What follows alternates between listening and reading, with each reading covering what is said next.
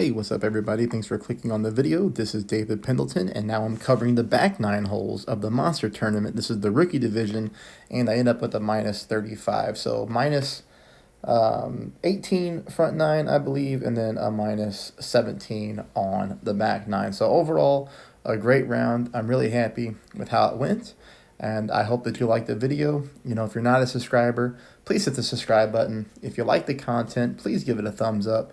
And let's go ahead here and hop into hole number 1.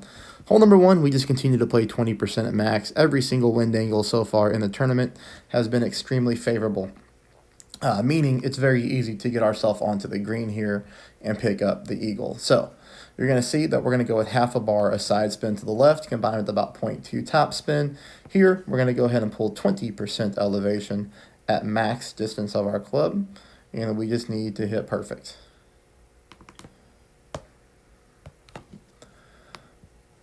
As long as we execute this drive correctly, we're going to be very close on this wind angle to picking up a hole-in-one. Some of you are going to get it. It's going to be awesome. I'd love to hear about it in comments.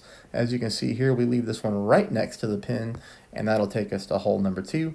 Hole number 2, just keep in mind that you have to play it with a marlin, or else you're going to get caught in between clubs. Well, no, you won't get caught in between clubs on this wind angle. I'm sorry. But I do continue to play it with the marlin, as that's all that we really need on this hole. I'm going to show you 2 different replays here.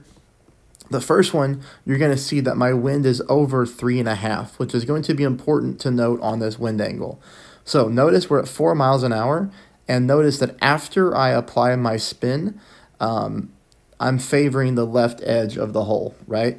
So when you take a look at this ball guideline setup, my ball guideline is fully in the hole, but it's on the left-hand side, which you can see here. What we're wanting to do is count on the wind pushing us from left to right and getting us to the center of the cup. Anything over 3.5 miles per hour, that seems to be working on this wind angle. I'll show you another hole-in-one that I picked up, and it's going to be a little bit less wind, and you'll see the slight difference here on the setup. You can see here, we do come in center of the cup for the hole-in-one.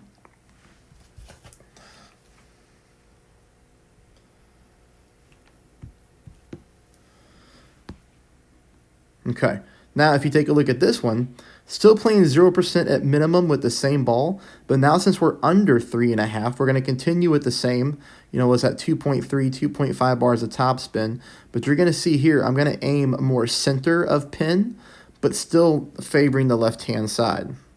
So you can see here, still left-hand side, but more of my ball guideline touching the actual pin at this point.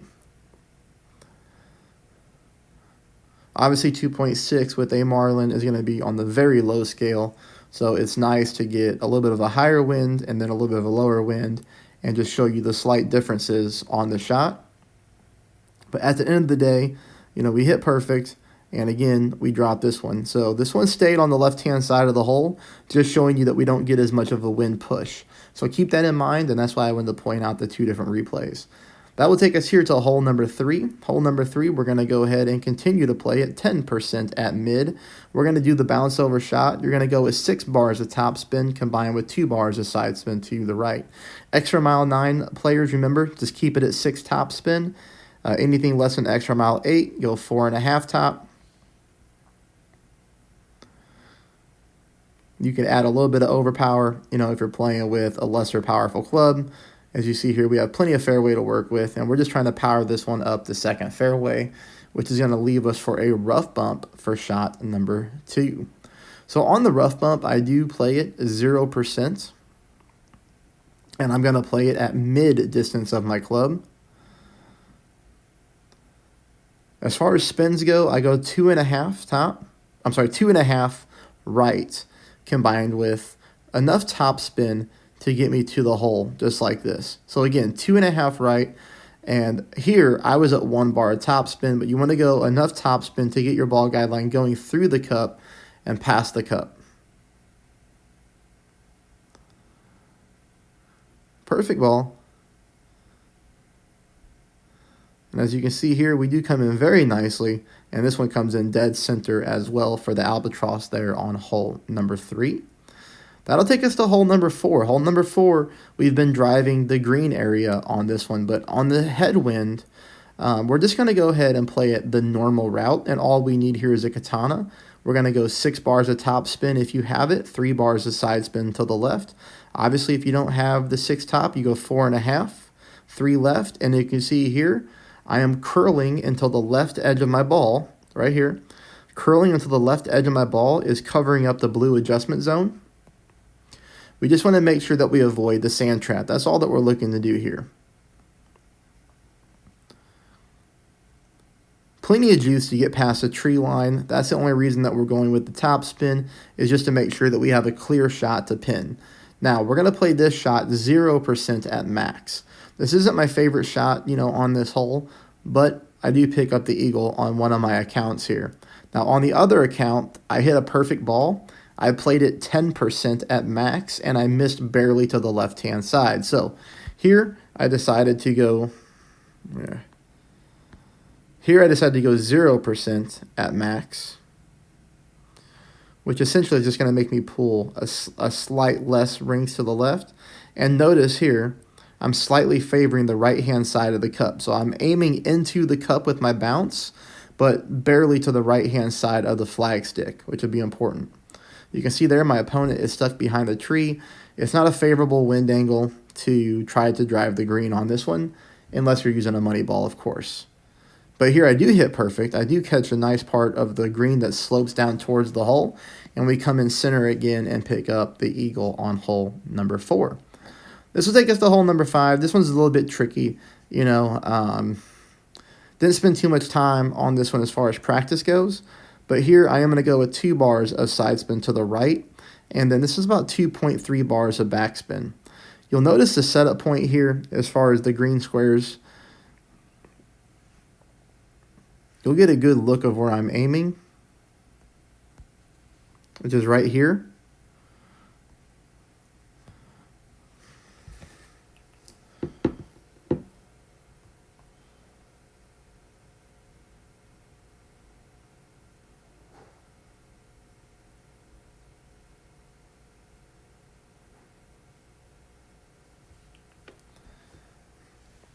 This one's a little bit tougher.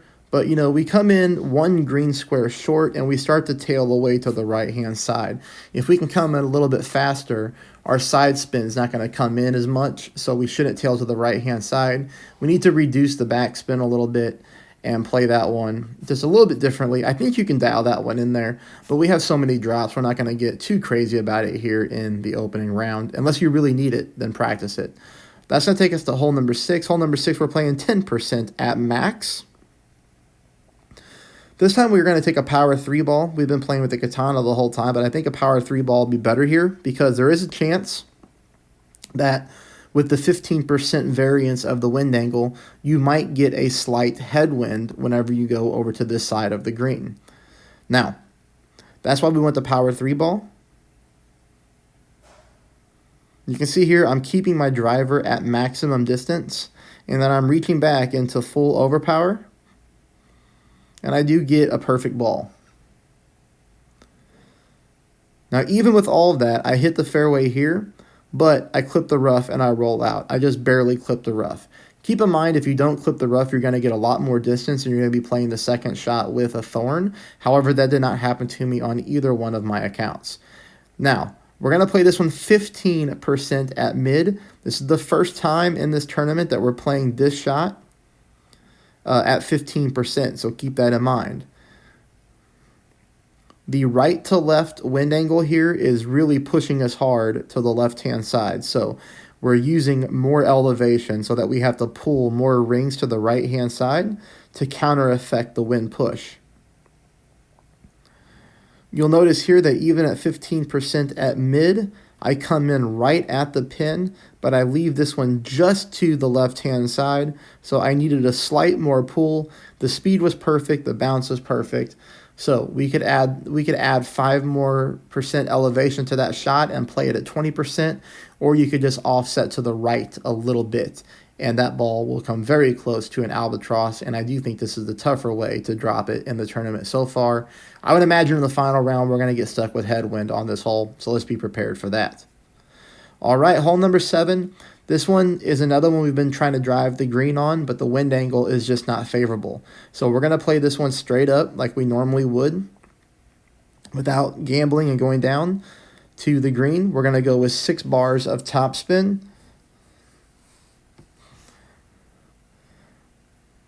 And here we take a normal shot. I'm not using any overpower.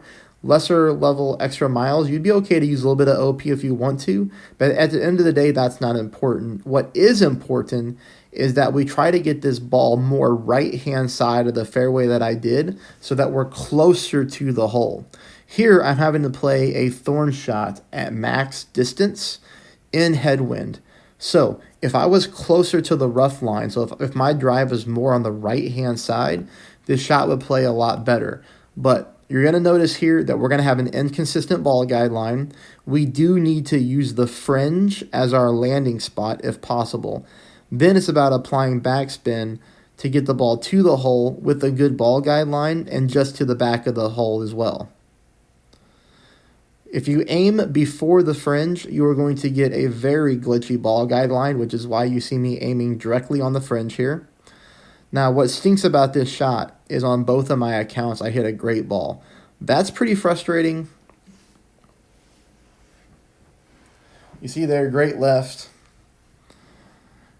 Speed is great. Rollout is great. You know, we just need to hopefully hit perfect and see what would happen with that shot there. All right, that takes us here to hole number 8, which is going to be our last par 3. Playing at 0% at minimum. I'm going ahead and keeping with the Marlins on the par 3. I'm going to go half a bar of side spin to the left, combined with about 1 bar of top spin. Even in the headwind, we do need to leave the ball guideline short of pin, just like that. Let's go ahead and freeze it here so you can kind of see that aim point. And remember, the aim point is after the spins are adjusted. I do think that's very important to call out. I'm aiming right here on that light green square after the spins are adjusted. And then, like I said, I'm pulling this one at 0%, minimum distance.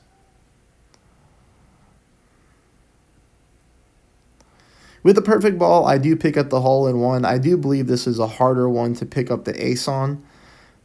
I think with these spin adjustments and the landing point, you know, we're going to be in the hole or just all over the pin.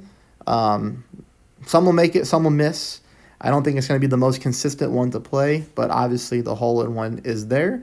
And we go to hole number 9. Hole number 9, I do pick up an albatross on. We're going to go with the kingmaker because we're going to get back-to-back headwind on this hole. I will say that I hope you're finding the videos helpful. Please subscribe. Please hit the thumbs up. If you would like to support my channel, I blow through a ton of gems to get practice tokens during my rounds. So if you'd like to support and help donate to my cause, you can always click on the PayPal link in the comments section below. Anything is greatly appreciated. Here we are going to go with 6 bars of top spin if you have it, combined with 2 bars of side spin to the right. And what we need to do here after we find our landing spot is we need to back up our target to about the plus 11 or plus 10 because we know that we're going to be pulling rings. And as you see here, I pull into overpower, which means I know I have to use some overpower, but I was going to overpower this shot anyways. But we just want to back our target up first so that we do get an accurate pull. And we know we have to use a ton of overpower. Now, shot number 2. Here, I'm going to play it 1-to-1. I'm essentially playing it 10% at mid. The spin adjustments are going to vary from player to player depending on your drive. But what you're going to see here, what I'm trying to do is offset to the right-hand side just a little bit and making sure that I leave my ball guideline past the hole. The reason that we have to leave it past the hole here is 2 reasons. 1, we have headwind. 2, we have a very long way to go from our landing spot to the pin. Keep in mind that when you pull your rings and when you adjust for elevation, you are only accommodating for where you want your ball to land. Once this ball hits the fairway and starts to take more flight to pin, a secondary wind push comes into play that we have to account for. That's why we leave this ball guideline past the pin.